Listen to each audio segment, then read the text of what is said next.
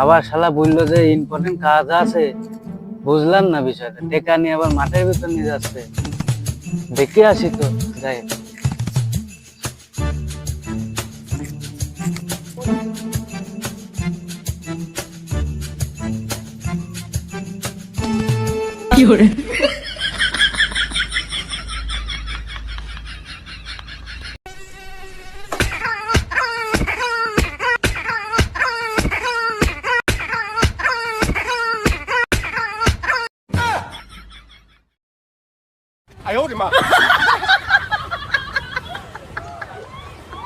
তিনি তুমি কেমন আইফোন কিনেছো এবার বুঝেছি আমি।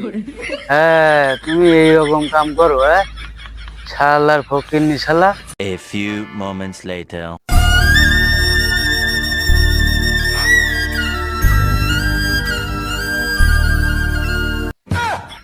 তুই এখানে?